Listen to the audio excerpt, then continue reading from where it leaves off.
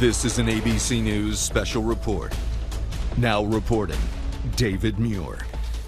Good afternoon. We are coming on the air as the nation witnesses an historic moment in Washington, D.C., a first in U.S. history.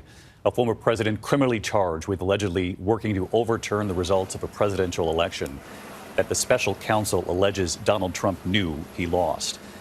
There you see Donald Trump, obviously emerging from his plane. It has just landed at Reagan Airport in Washington.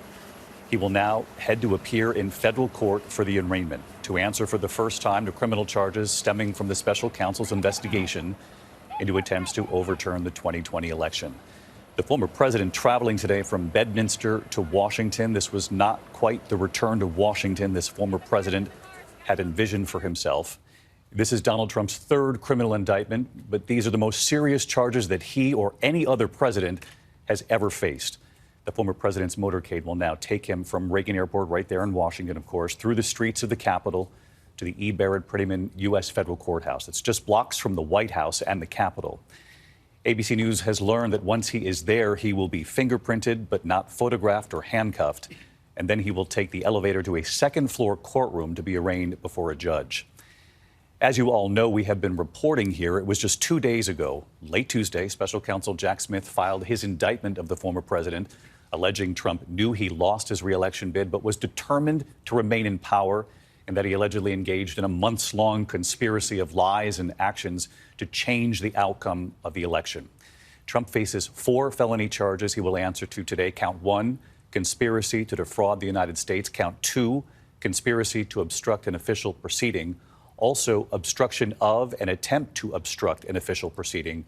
And then count 4 right there, conspiracy against rights. Now, this involves denying voters rights to have their votes count, to have the actual results certified there in Washington.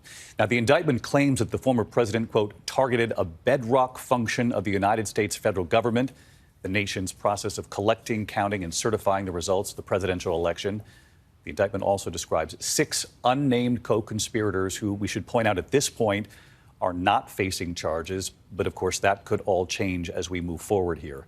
The indictment alleges that Trump and the co-conspirators created fake electors in, quote, 7 targeted states, compelled, quote, the Justice Department to conduct sham election crime investigations, that he pressured Vice President Pence to, quote, reject legitimate electoral votes, and sent supporters, quote, to the Capitol to obstruct the certification proceeding and to exert pressure on the vice president.